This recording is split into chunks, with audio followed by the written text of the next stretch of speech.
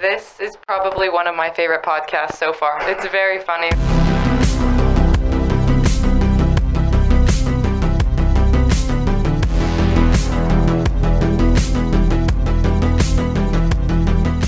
Welcome back to the OTR podcast.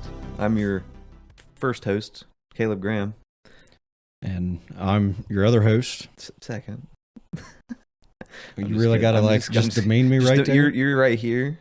I'm just kidding. Damn, got to just soapbox himself right off the rip. No, but we've got a good episode. I'm sure you saw the title already. But we've got with us in studio Jordan Miller.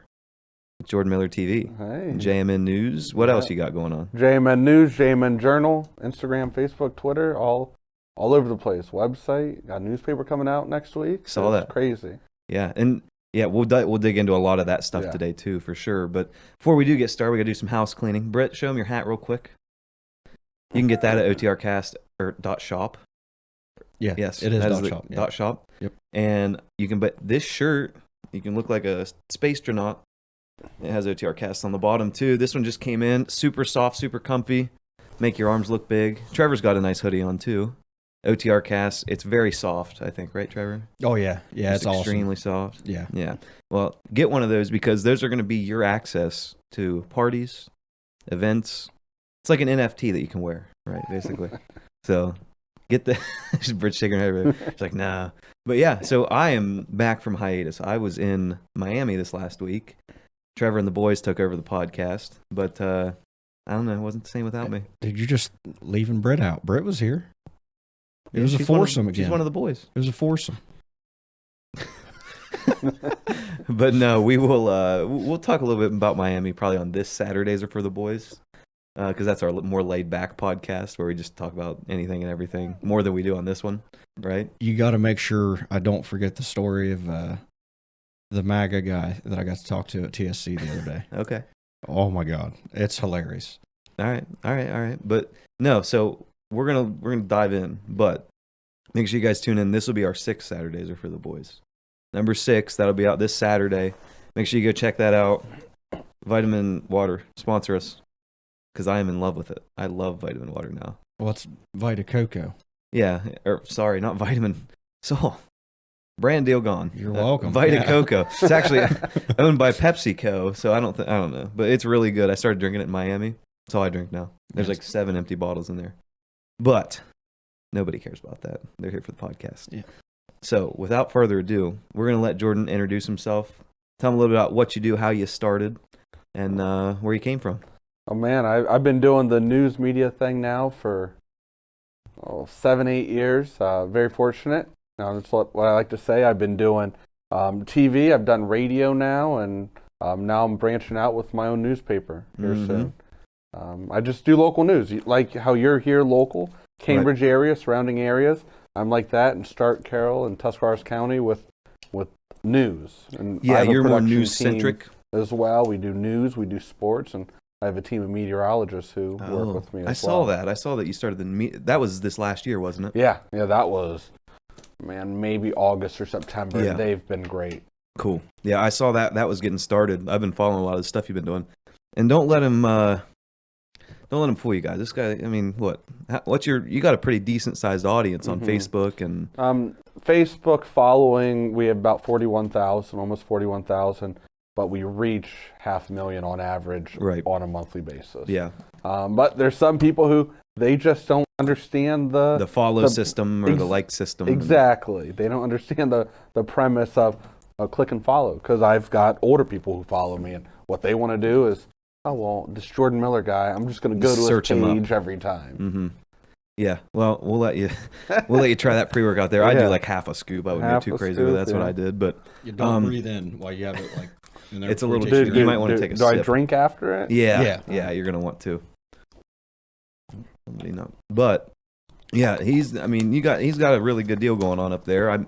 We met a little bit through the Malvern and Strasbourg stuff when we were doing some live streams up there. And, and we kind of built a small relationship there. And I was like, you reached out, it was a little before New Year, I think. Yeah. And I was like, oh, yeah, we got openings. We're definitely going to have you on because it's fun to get to talk to different people, meet with different people, and see different ideas, how it works, everything like that. Now, I know you're doing a lot more news now and some sports still. Mhm. But what got you started? What got you interested in launching your own company? You know, when I was in high school, I was an athlete, but I also enjoy taking photos. And, going all the way back to, 10 years ago now, my family, we still owned family businesses, which were nursing homes. And when they decided to sell those, I was like, guys, I don't know what I'm going to do now. Like, there went, my livelihood. That was always plan A. There was never a plan B.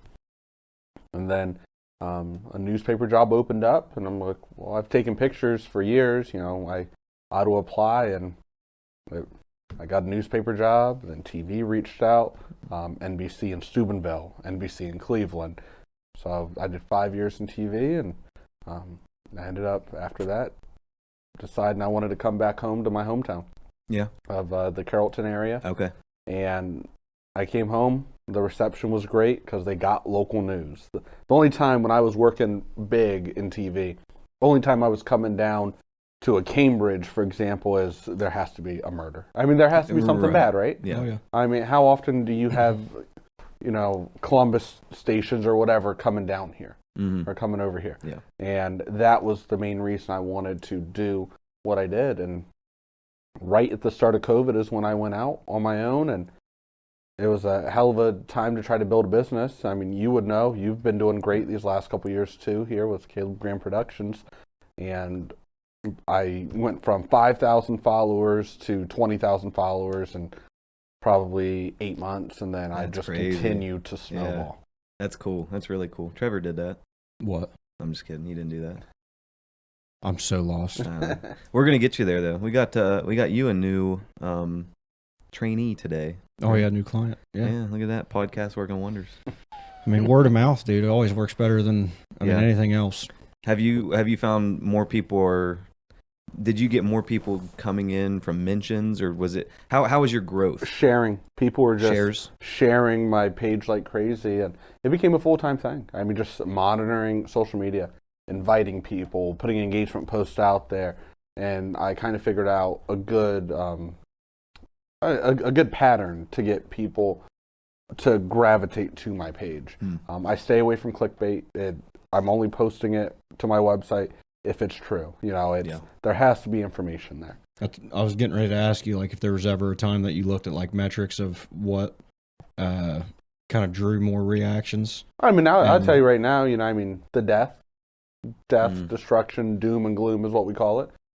It doesn't matter, though. I mean, that's always going to be the thing. But then sports, if I have a team that's up for a state championship or whatever, those numbers are going to do just as well as when something bad like that happens. Right. And they love a good triumphant story. Mm-hmm. My followers, I know what they like, and I also know when they're engaging. So people, they're like, oh, well, just post more, post 7, 8, 9 times a day. That's not the case. There could be days I post 2 times, and I'm still getting good traction because I believe in quantity, not quality of content. Yeah, or quality over the quantity of it. Yeah. Well, I've found that too with what we do. We're actually, our wedding side of our business is like blowing up. Yeah, I've seen you've been out at some vending events. Yeah, we've got 3 more of those this year, but that's what, I'm following the trends, right? Yeah. You got to follow them. And what we're finding is, and it's probably the same, you've probably seen some of this too, is the people that are always like, well, how do you build an audience? How do you grow a page? How do you do this? Or like, how do you get a following going? And the thing I found is consistency over time. You don't have to post something every day. You don't have to post something every hour. It's just make sure it's consistent what you're doing, right? And with us, the weddings outside of not wedding season, which is January, December, other than that, we're almost consistently posting a wedding a week. And people like know to come and watch those now. And people, it's almost an international audience for those because there's that aspect of like these different countries are like, it's just interesting to see that like style and that like how people are in the United States with their weddings. And so I found a large, like, there's some Britain, there's some Australia, but then there's a lot of like, what country was that?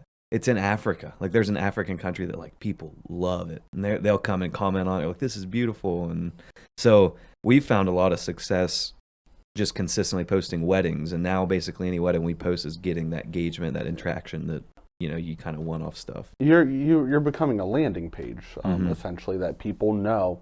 Okay, well, my wedding's coming up. Yeah. Even if they're not going to hire you, they're going to click on it to see what was done during that wedding and use that as a reference, and that's where our momentum is going. I actually, we haven't talked about this on the podcast, but since Miami, I found like it was so easy to get the back end, the digital stuff done down there because I didn't have to worry about everything going on here, right? And so I booked like 5 or 6 weddings during my time in Miami. I said in Miami, and then people were getting real confused. They're like, "You got 5 in Miami?" I'm like, "I wish." But actually, I might go do the Miami bridal show. I haven't mentioned that yet, but it's coming up in February. I'm considering it. Hey, if you want to put up your boy Steve to come down, help you sell some stuff again, I'll come down to Miami for that. Well, it's the same week as the Parkersburg one, or the same day.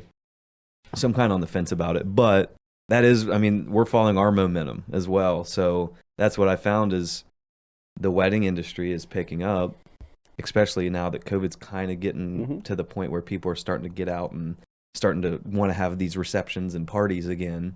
So a lot of these weddings got postponed, are now they've planned into this year, last year a little bit, and that traction is we're using that to leverage other things. So we've got the wedding video, obviously, but now we're looking at starting a wedding shop. So we have the OTRcast.shop. Now I'm going to all these bridal shows. I'm getting this email list of all these brides and grooms and whoever's getting married, and we're going to be able to send them to our online bridal shop too, which is more for like day of stuff. So like when they're getting dressed and stuff, they're always wearing like bride shirts or like bride robe, all that stuff.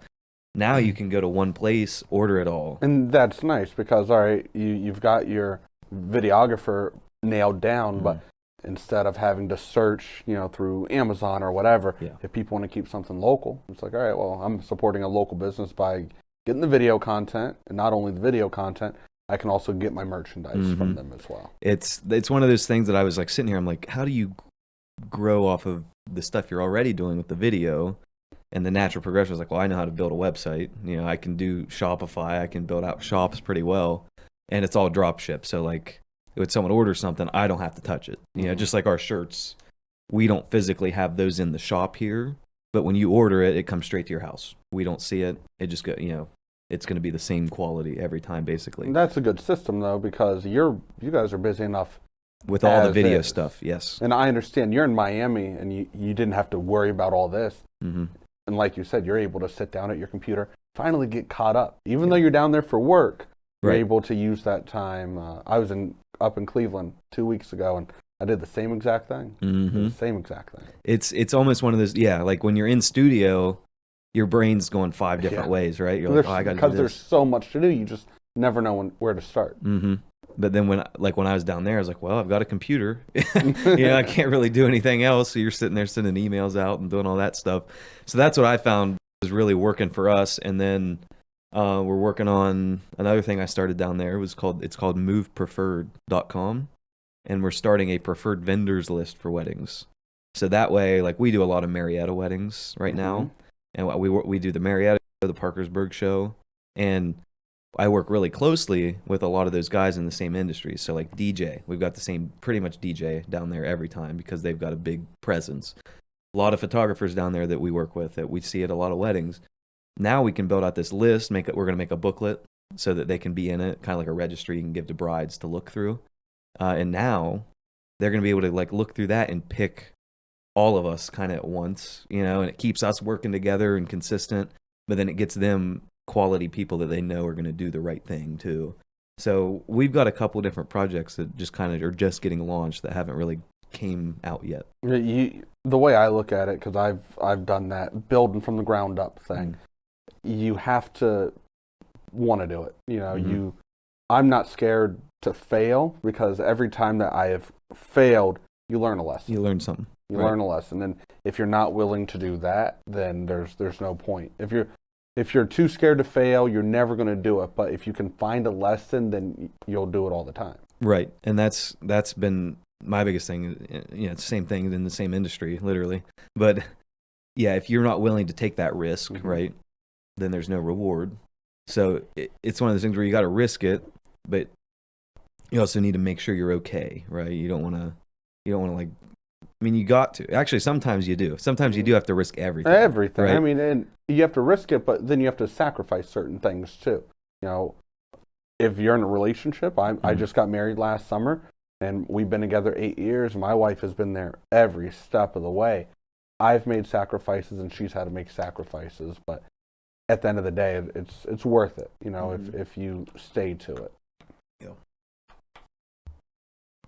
Oh, sorry. I had to take a drink That of coconut water. coconut water's getting ya. to me. It's Stuff good. is so gross. But no, I'm sorry. Speaking of relationships, Trevor, Oh Lord, how are you doing?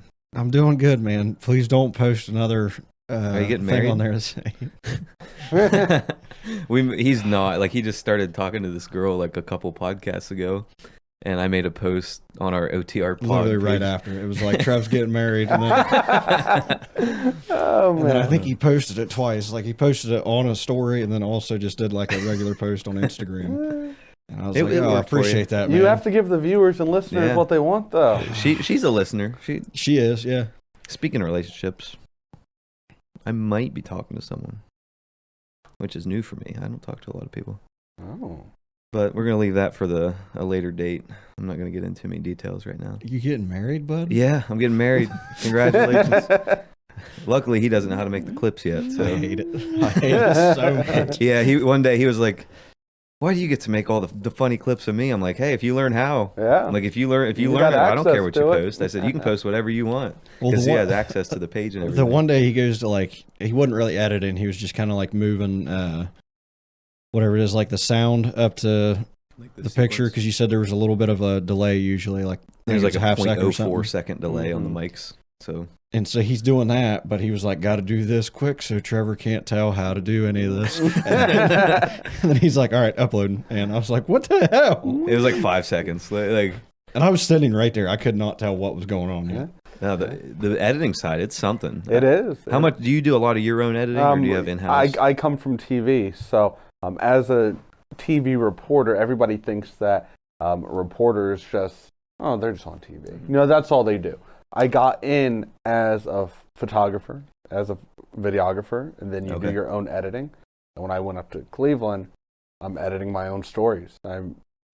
I would say now it's maybe 60.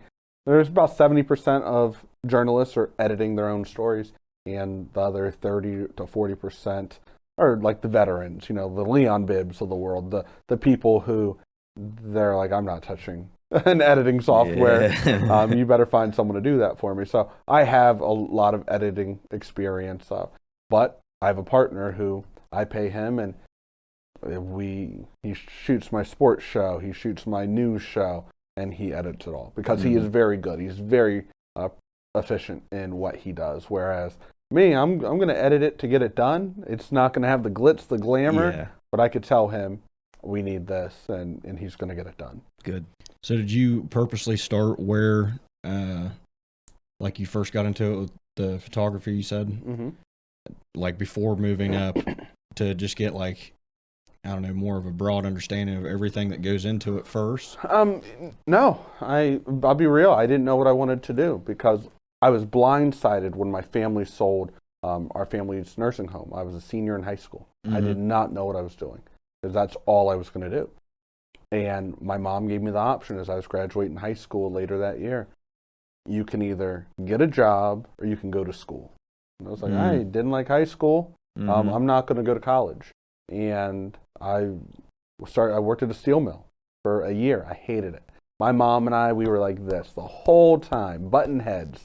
She's like, you can't quit. You cannot quit until you have another job. And thankfully, the newspaper job in my hometown opened up, which is one job. It's very rare to get. And I was 19. I got it. I'm like, I'm doing this the rest of my life. I didn't make much money. I was 19. I was still living at home. And then I was there 2 years. Then that's when TV reached out. I took a pay cut, believe it or not, to get my first TV job. Hell of a pay cut. Less than $10 an hour. Yeah. And then when I went to Cleveland a couple years after that, I more than doubled my salary. But that's why I liked when I got into TV was I didn't have any video experience. I only had still photography experience.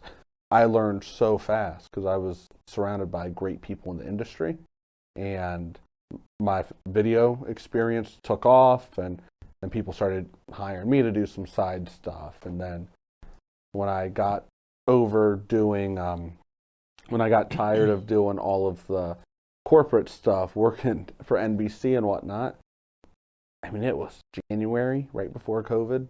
Okay. I went out on my own. And I have 5,000 followers that I had amassed through 2 years of working network. Mm-hmm. And I wouldn't believe that I would be where I am now, but Yeah. a lot of support. Like, I'm driving through. You guys have a cute town here in Cambridge. It's a nice little town. It's cute. They took Yeah, all- well, I mean, They took all the scary dolls down. you know, Cambridge is a lot bigger than where I'm from.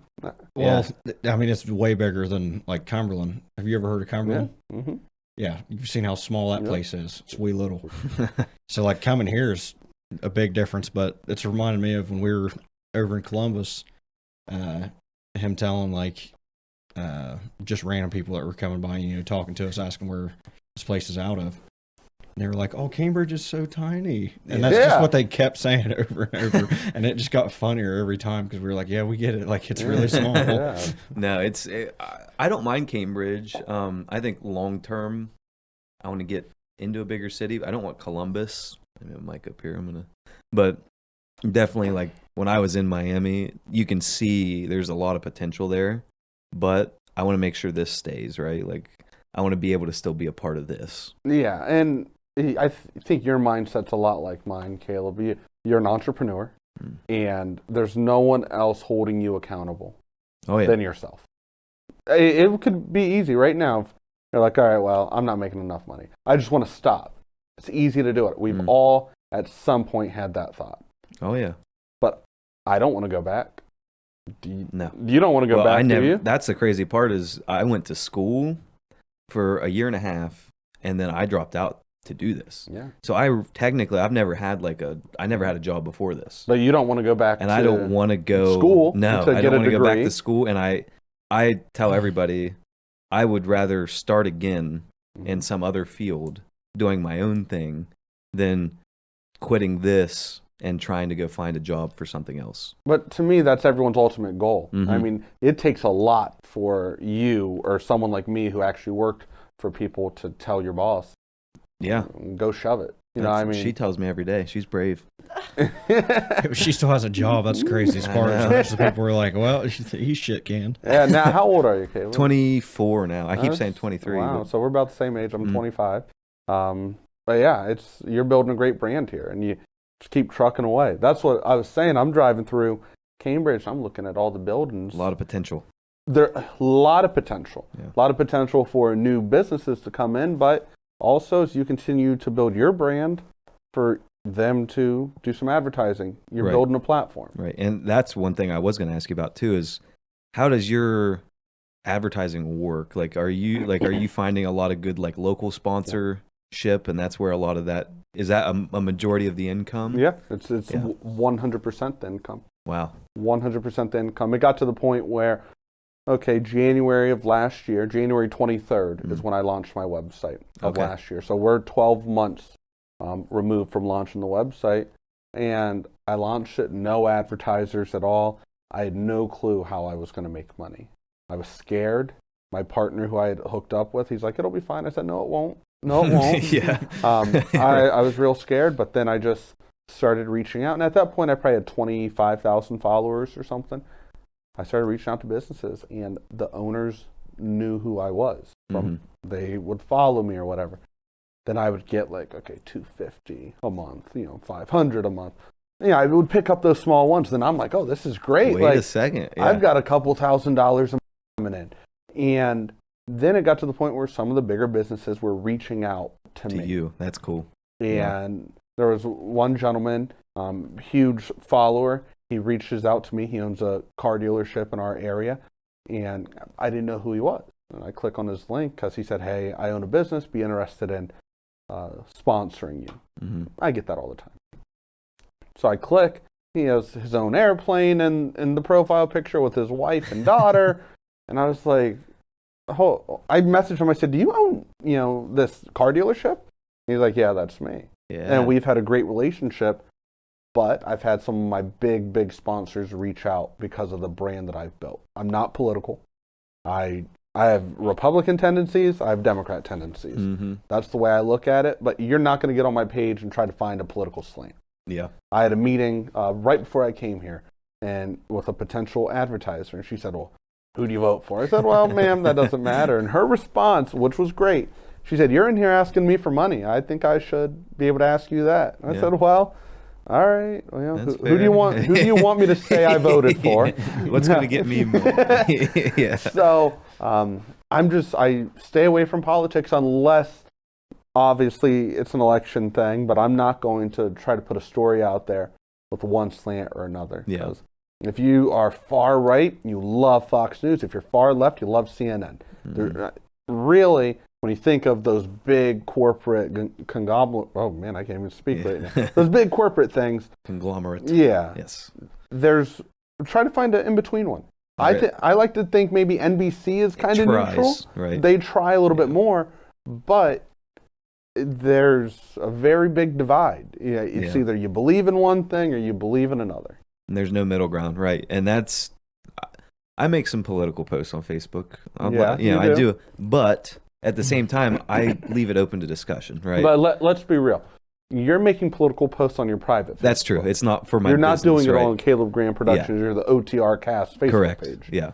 To me, there has to be a divide between your personal stuff and your professional stuff. Right. And that's what, and I'm sure you understand in depth, is the reason those Foxes and CNNs do so well is they take that hard stance, right? Yeah. But I think we're finding more now. Obviously, I think there is that need for that local news source. And also at the same time, even on a broader spectrum, people are kind of sick of that, like real far left, real far right. They're like, why can't we all just why can't we all just look at the story? And so I think that from that perspective, you're drawing in a local audience, but you're also getting, like, my demographic. I think we're very like neutral, to an extent. I mean, we have like opinions on stuff, obviously, but not so much in one way, not so much in the other way. And we're just like, we want to know what happened. We don't want to hear your side of what happened, right? Because there's talking heads. Mm-hmm. There's a big difference between a journalist and a talking head. Yeah. I like to consider myself a journalist, even though I'm on the radio 2 hours a day and I can be a little bit more opinionated. Mm-hmm. But I also know the Don Lemons of the world from CNN. That's a talking head. I know the Tucker Carlsons of the world. Yeah. He's a talking head. But those people gravitate towards that programming because you're spending 2 hours of your day watching them on TV. You wouldn't spend 2 hours a day with someone you didn't like voluntarily. Mm-hmm. Yeah. If their views didn't match up with you, obviously work is different. We've all worked with people we don't like. Mm-hmm. We've all gone to school. We've all gone to school with people we don't like. So I stay away from politics. People get annoyed on the radio because I open it up. People will call, are you Republican, you Democrat? My following on the radio is very old, and I'm like, I don't care. Like, I conceal carry. Mm-hmm. I'm, pro-gun, but there's certain things that I believe there should be a little bit of control over. Right. Today, I'm talking Wisconsin GOP. They've just proposed a thing that 18-year-old students should be allowed to carry guns in school. Wait, hold on. We're talking in a high school? 18-year-old students should be allowed to carry guns in a high school. Oh boy. See, that's a little out there. And that is where I draw the line when it comes to the gun debate. Because my gun is out in my car right now. Yeah, someone breaks in. I saw yours on your hip. Yeah. I'm as big of a gun advocate as you walk in my house, my friends say, they're like, well, if I walked in, I'm turning right around because you have guns on display as soon as people walk in. Right. But, okay, why does an 18-year-old need to have a gun in school? Right. I also know that's a great talking point, though. I had 4 calls within the first 3 minutes of people wanting to discuss that, give me their opinions on it. Yeah, that's just such that could lead to so many problems. Yeah, but Dude, think I of- could have talked about that for 45 minutes. think about how hot-tempered you were at 18. Well, right, That's- and that's you got, exactly what I thought of. you're I at was school like, with that's your not a good idea. friends. All your friends aren't 18. You know, What happened to smacking someone upside the head with a cafeteria lunch tray? right? Now They're just gonna be like, hey, yeah. Now it's that- you know Well, even that's- like with the lunch tray back in the day, that's like that could do damage. That's ruthless right there. I remember a girl once smacking another girl and bending the lunch tray in the process. She had a hard head. No, but that's that was just proposed and passed by the GOP, but they are for sure that the governor is going to veto it. I would hope. Which, Yeah, same. but it doesn't matter how big of a gun advocate you are. I would think that, 18-year-olds in high school. The college thing, that's even borderline. We could debate that, though. Whatever. But high school, we have to draw the line there. Yeah. So it's topics like that I'll talk about, but if I were to post that on my news page, I would just put the facts.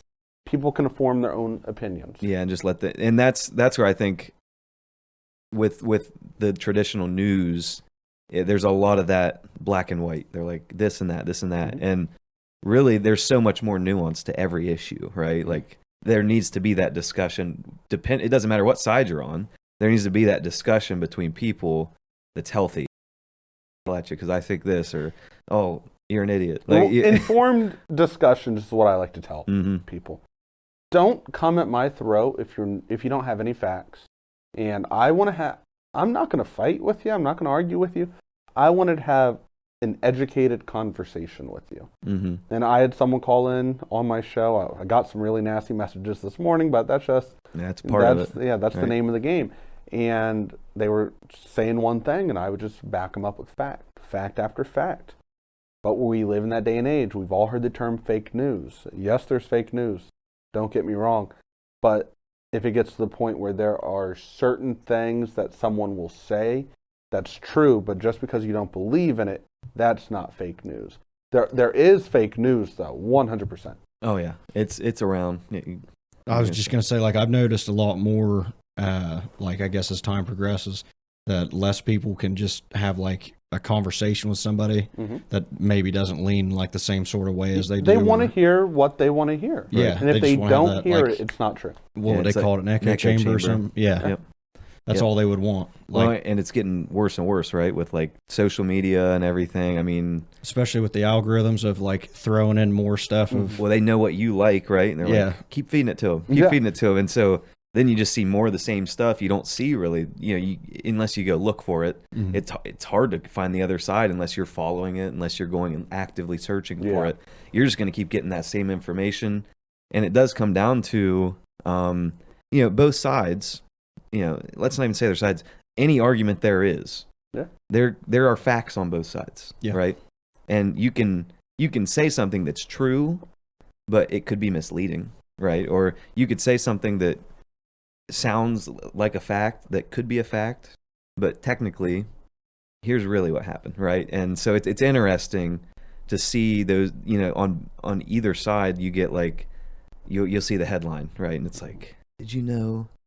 According to this statistic, and you're like, it's a statistic. Let's dig into it. Let's see where it's from. I love digging into like the actual reports and stuff under the articles, because then you'll go read them and it'll be like, this one study said that X does cause this, and then they'll use that in the headline, and then 3 lines down, like, but it tends not to happen that often, and you're like, oh, okay, so really, like, who is this study done by?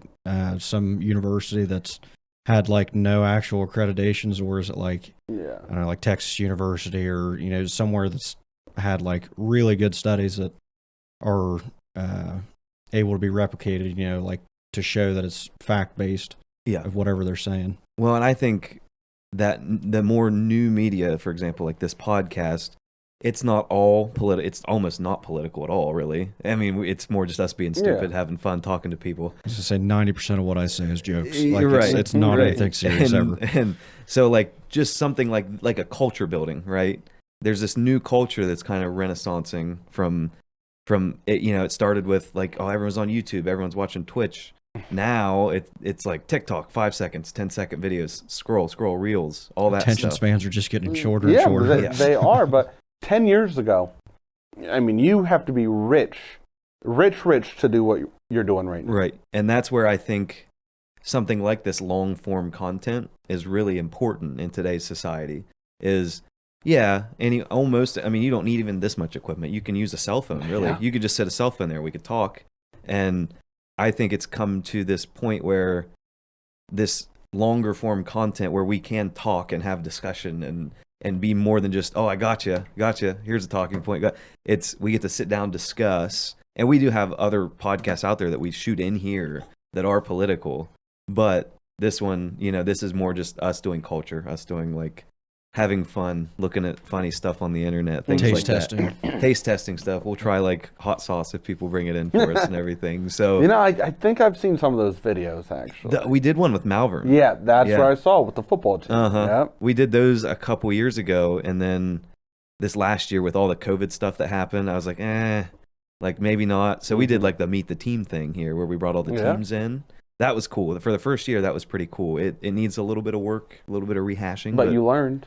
We learned, and I say if it wouldn't have rained and stormed all day, it would have went off perfect, because we had like games and stuff out on the lawn, like volleyball and cornhole and everything. We had food that we were serving out of the middle, and like they could walk up to the window and get it, but it was lightning. Say it So some poured of the that day, teams if I remember canceled. right. Yeah, some of Wow. the teams canceled because they didn't want their kids driving. Yeah. I'm like, yeah, like that makes sense. So if it wouldn't have rained, or not even rained, if it would have just not lightning struck and been a horrible storm, it would have been perfect. At least I think. Yeah, I don't know, but in hindsight. But it was really cool, and we're going to definitely do it again this next year. And we did it live, so we had all the teams scheduled out to come in and talk and do all that stuff. So we're definitely going to keep doing more sports stuff, but it's evolving. We're doing highlights some still. But You didn't do as much live stream this year not nearly as much. because COVID was allowing people to be back in the Yes. stadiums and gyms again. I do know that, but you kept up with the highlights. Right. And the live stuff, it was good, and I wouldn't mind doing it more, but it's a lot of overhead, a lot of scheduling. I mean, we did 200 games in 130 days. Yeah. Wow. Whenever the prime like COVID And season. I remember my team, we had hooked you guys up with the basketball thing, Yeah. and we knew the work that was going to go into it. I Yeah. mean, I think it was that good. the league, yes. Yeah, it was a good little thing. Yeah. We actually ended up, they did not have internet up there, so we ended up just recording and then posting games. But it was, Britt, you were there for some of that, the basketball tournament stuff. But yeah, that was good. But now there's just not, I'm obviously following the demand, right, of what your consumers want.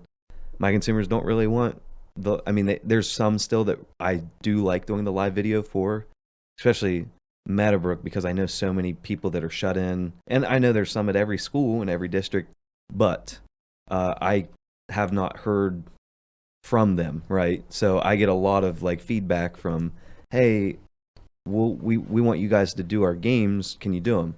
Yes. But after COVID, everybody just wanted everyone coming back into the stadiums, right? Yeah. And so it was great for the people that could get in, for the people that could go to games.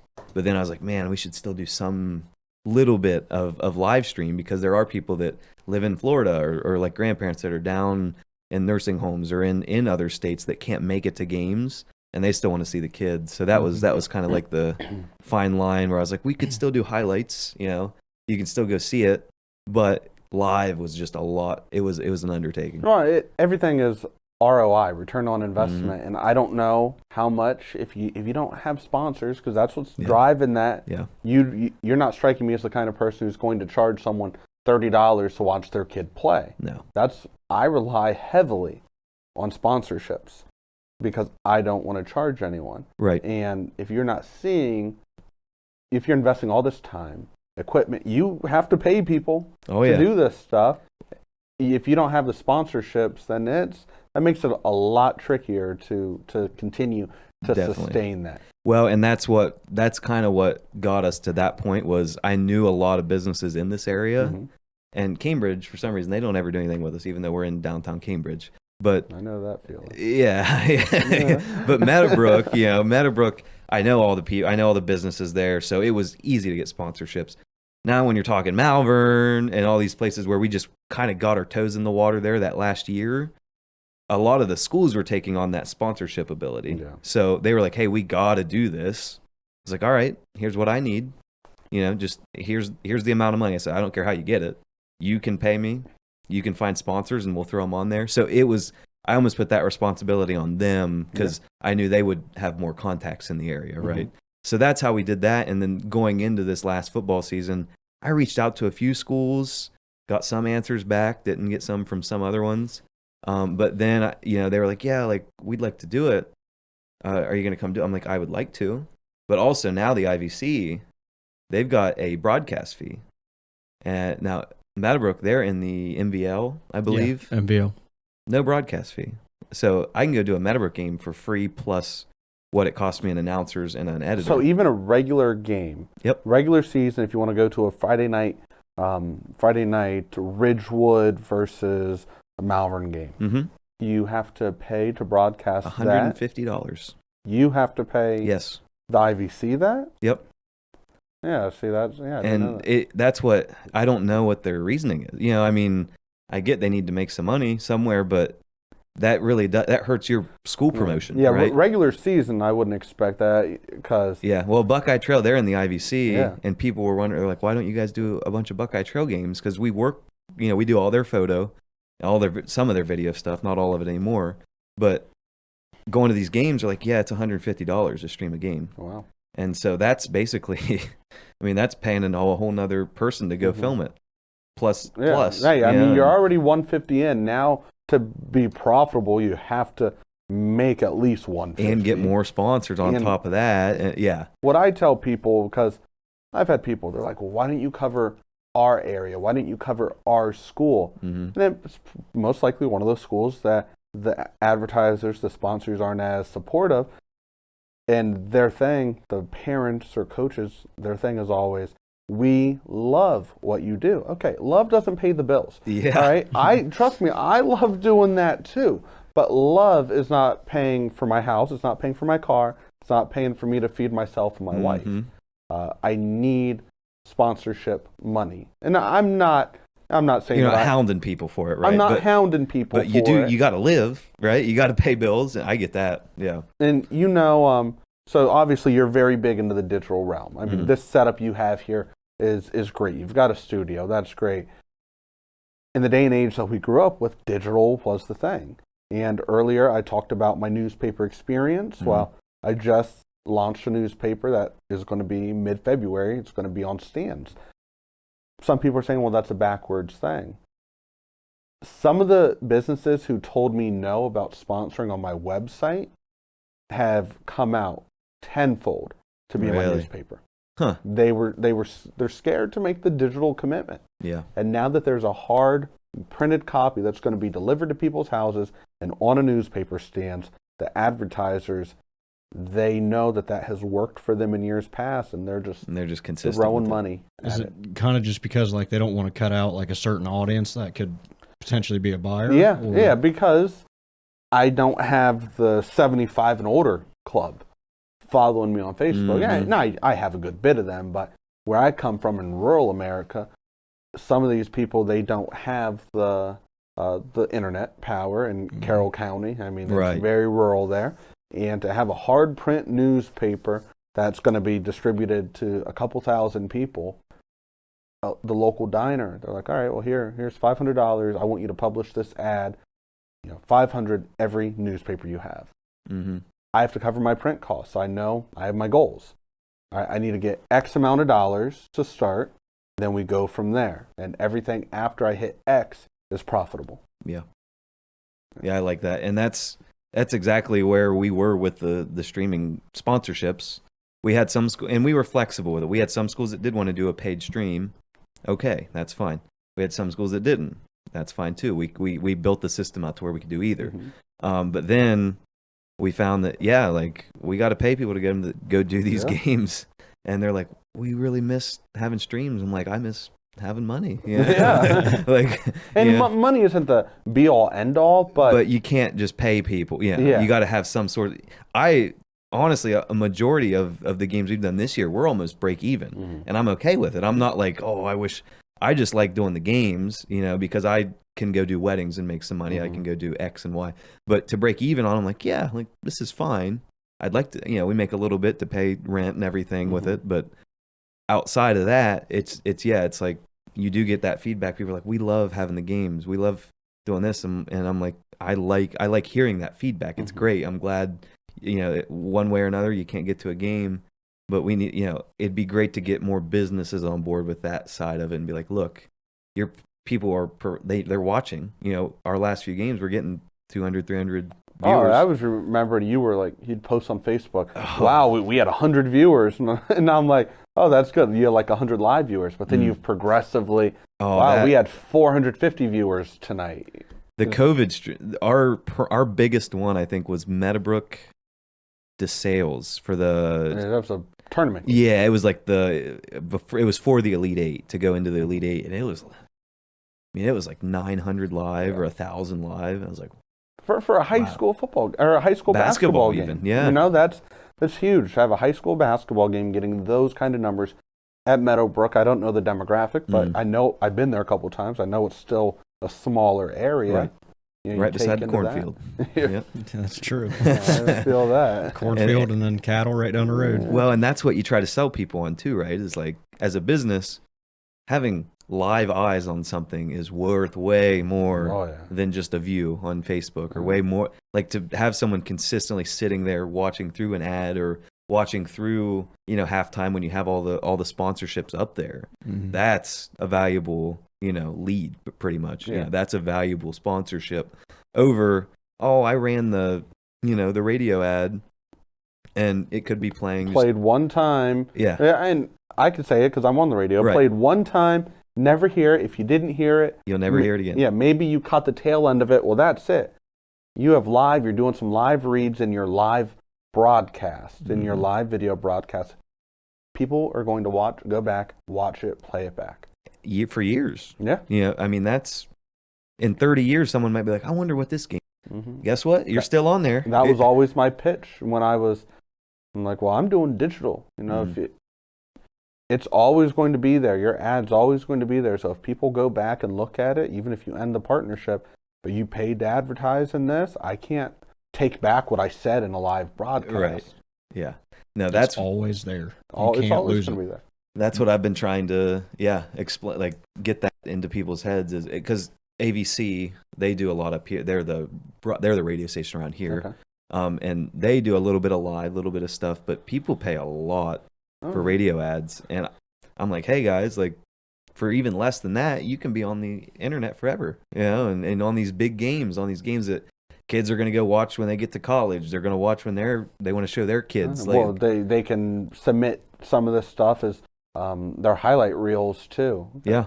And it's a pride thing. People around here, they'll understand your brand, they'll learn it, and then you'll be the go-to. No one else around here is really doing the production. Right. Not to this level, at least. Yeah, not to this level. Yeah. But nobody knows the time, the dedication. No. Well, and it's just starting to get to that payoff point, right? Like, because you do it for a couple years, 3 or 4 years, and you're like, all right, we're getting there. Like, we've got some stuff coming in.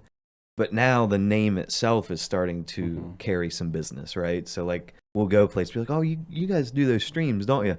Yeah. They're like, oh, let's do this. Let's... for example, I went up to the courthouse a couple of days ago, and the sheriff guy, like, they scan your, like, to make sure you don't have metal on you, the metal detectors. That guy's like, what do you hear? I'm like, I have to go to the clerk's office and talk, and he's like, what's the OTR cast? Because I was wearing that hoodie. And I was like, oh, it's like a podcast. And he's like, oh, really? Like, cool. And he's probably 60, 70, so I'm like, he's probably not, like, what. But he's like looked it up. He's like, that's pretty cool. I'm like, thanks. You remember the guy we talked to at the gym the one day? He said not to, like, say his name on here. Remember? Oh yeah, yeah. I'm not going to say old gentleman, but he's older than us. He's not in the target demographic, I would say. But I saw him today, and I wasn't wearing this sweatshirt yet, just because I didn't want to be like sweaty and nasty when I came into here. But he said, "You guys do any more of your radio?" And I said, "Our podcast?" I was like, "Yeah, we did one the other day." I said, "We're doing one today." And he said, "Oh, that's cool." He said, "What are you guys talking about on there today?" And I was like, "I pretty much whatever comes to the mind, I guess." I said, "There's no real like set out like key points we're going over." Mm-hmm. And he said, "So you guys don't plan it at all?" And I was like, "I mean, we plan like who we're going to talk to." And Mm-hmm. I said, "Maybe we have some thoughts in our head," but I was like, "We don't like write down like we have to talk about this or anything." And Right. he said, "Well, how do you guys go about it?" I was like, "I mean, just however we want to, really. It's like it's opened up to however you want to talk." He said, "Oh, well, I guess that's kind of nice." And I was like, "All right, well, I appreciate it." Yeah. No, I like the setup of this podcast because there are settings where you want to have a script out or you want to have bullet points, hit points. But that's what I like about this. I want it to be natural. I don't want it to be like, all right, and moving on to X, Y. The other podcast we do on this side with that setup is a lot more like that. We plan, we set up like, all right, here's the articles we're digging into. Here's what's happened this month or this week or whatever it is. This, I'm just like, yeah, let's sit down, have a talk to people, get to know them. And then I like the podcast aspect of it because it is audio, but then people love YouTube podcasts, right? So like you can get on there and watch, like I watch all the Joe Rogan, he's on Spotify now, I guess. I mean, he still uploads clips though. Mm-hmm. So, you get this clip aspect of it where you can see us, but you don't have to, if you want to listen to If I want to listen to one of your podcasts driving home, my hour drive home, I can. Right. Yeah. And you don't have to sit there and be completely engaged with it visually.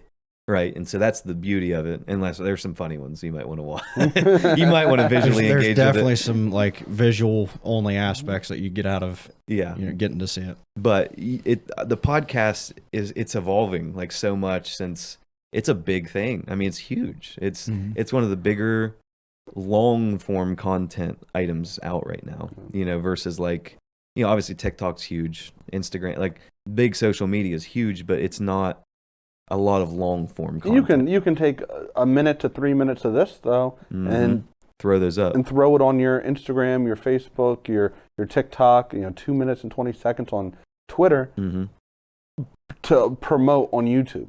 Yeah, it's all about getting those revenue, or not revenue, but those sources. That, people can see it here, they can see it here, but then they're like, oh, that was funny, or that was cool, that was interesting, and then they'll look it up, and then they'll continue watching the whole cast. So yeah, it's definitely like an interesting concept, and I think it's one of those systems or things that each community needs. Ours isn't. We don't necessarily keep ours centric to Cambridge, right? But it's nice to have a voice in an area, right? That isn't, a news, a political, a X. It's just the people know you, they get to see you. They're like, oh yeah, what are those guys doing? It's a conversation. You just have to be conversational. And that I think is going to be the next step in where more like a Carroll County like might get its own, but it wouldn't be a podcast that people are like, oh, that's it. I've had people in Tuscarawas County before I went out on my own. They're like, why don't you quit? We have a great podcast, which they do. I mean, they have a great setup. Percy Gardner, I'm not sure if you're familiar. No. He played for the Indians. He's a friend of mine, and he does a podcast out of this area.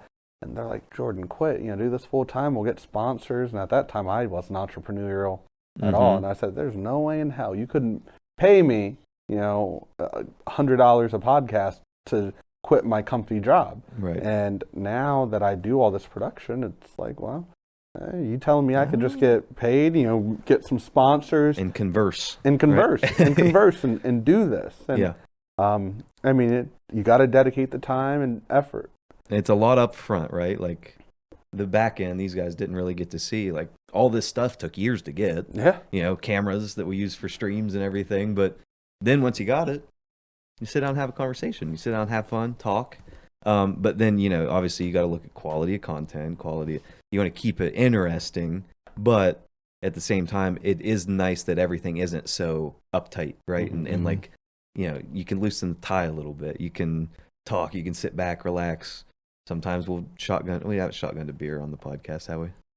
I don't think we shot. We definitely drank beer. I was but going to say, I didn't get that invite. Yeah, yeah. Well, I don't think we did that one, but we'll drink beers, or we did one where we taste tested like all the different liquors we bought for this cabin trip we went. Yep. So it's fun, it's airy. You can listen to it while you're falling asleep, and I'm not going to be like upset if you fall asleep. Like I'm happy, like because you're going to get through the whole thing and gets us a full view. But it's one of those things you can just listen to, and you don't have to hear the whole thing to enjoy it, right? Yeah. It's not like a story where you're like, oh, I got to go back and listen to the whole thing again because I fell asleep halfway through the movie or whatever it was.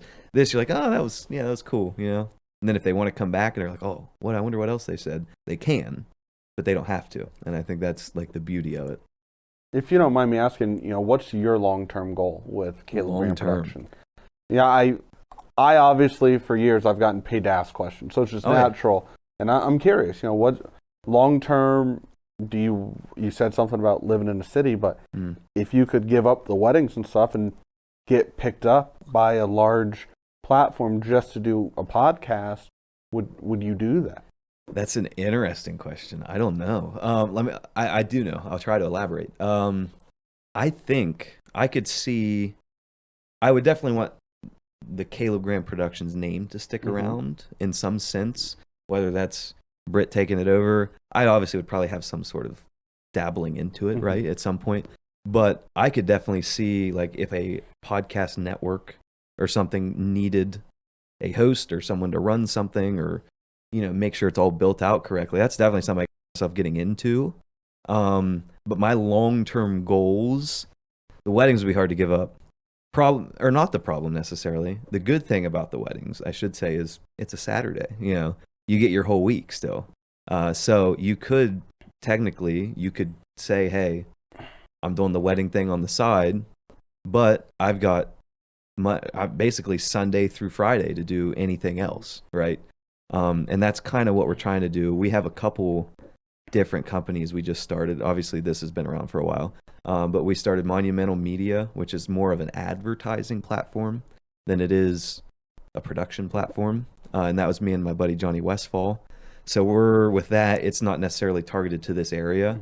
That's one of the reasons we went down to Miami was we had some talks with some jet ski companies and stuff down there to take over some of their social media. That's great. So that's kind of what our goals are, is get some businesses made.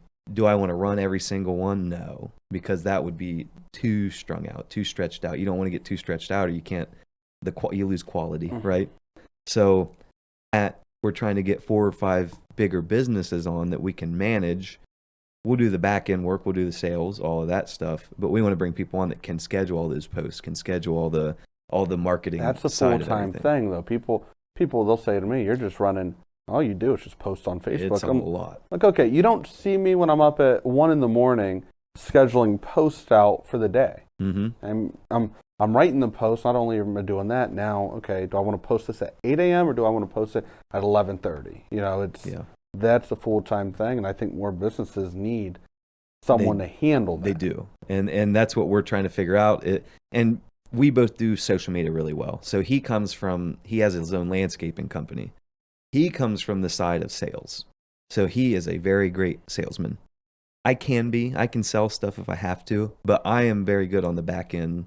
Set up cameras, set up this, manage, social media pages. And that's where I think we work well together, because he's going out and hitting these people with emails saying, hey, here's what we can offer, setting up the meetings and everything, getting us in contact with them. And then I can come in and be like, well, here's really what we're going to do for you. And so it works. It's a really good mix. You're kind of like the closer. I'm like, he closes the deals. I like make sure the deals work. I make sure the website design works. We can build out websites. We can manage Facebook, Instagram, whatever you want us to. And then we're also we want to be a simplified shop, basically. So anything, email marketing, social media, web design.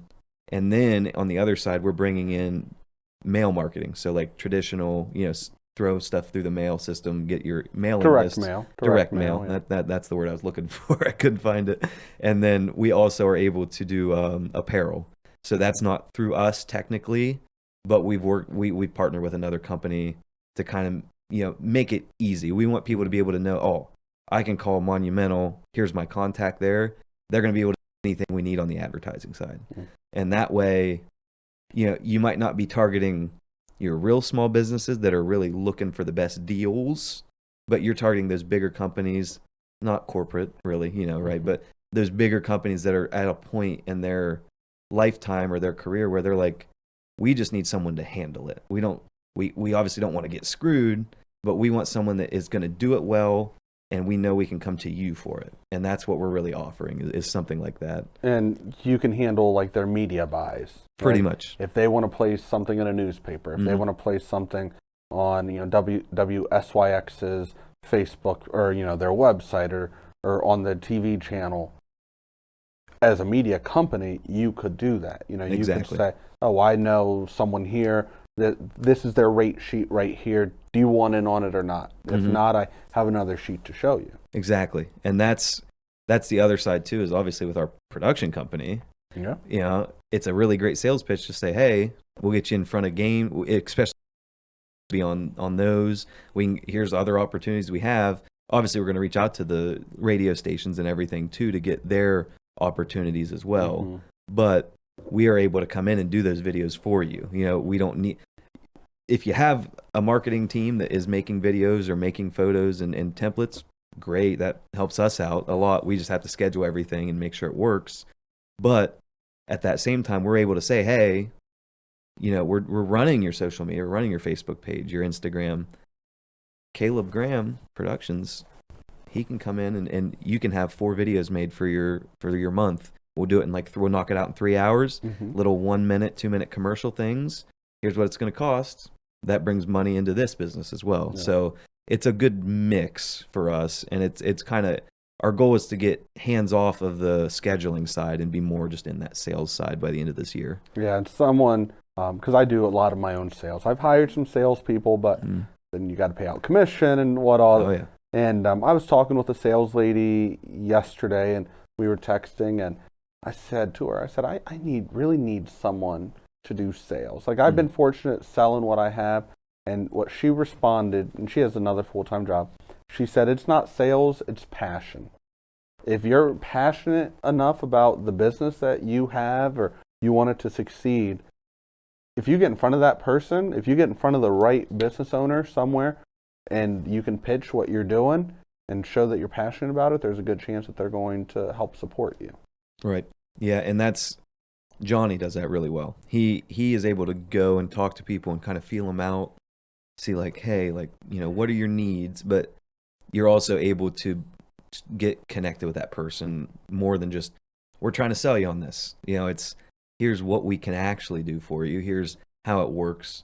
And here's the results we are going to give you. Expected. You can't guarantee anything with advertising for the most part, as far as revenue, right? Because they got to put their work in too, as far as being the business.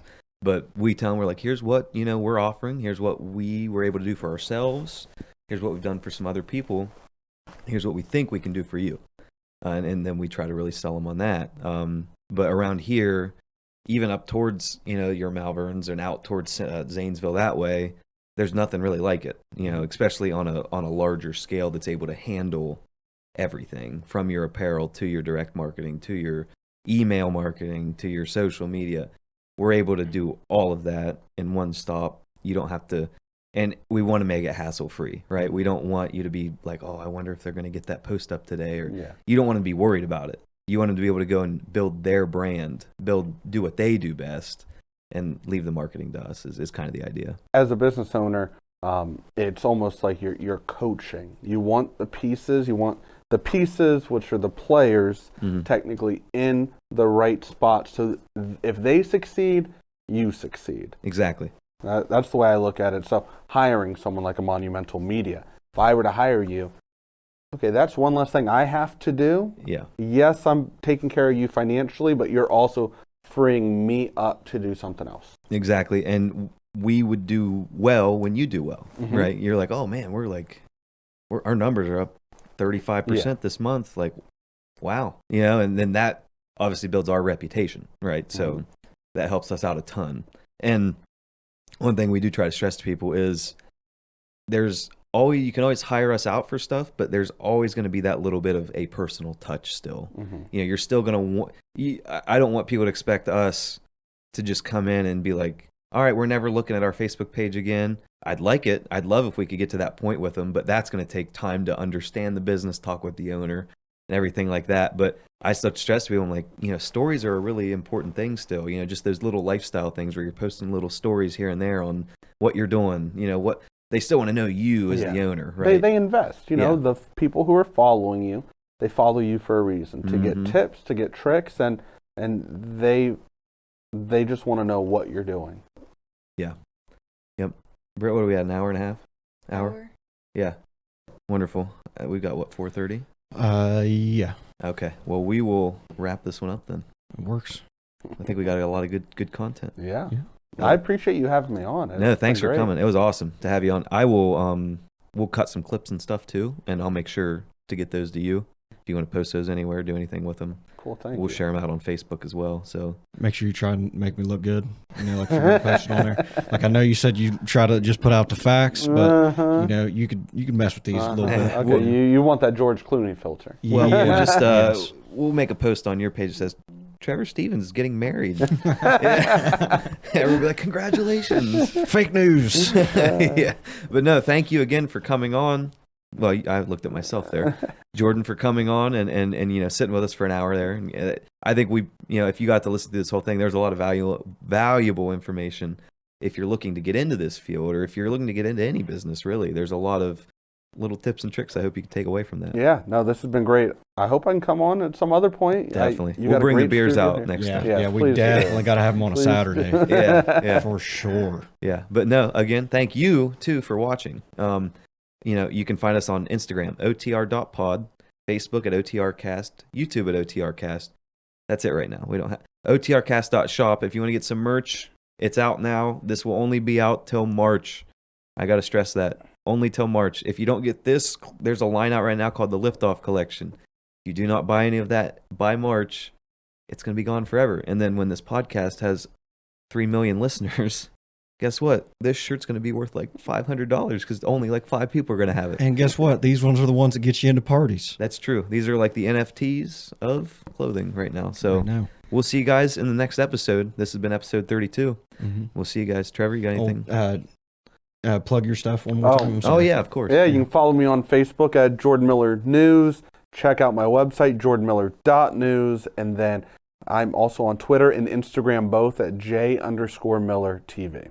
Wonderful. We'll let that be the end. Yep. See ya. Cue the outro.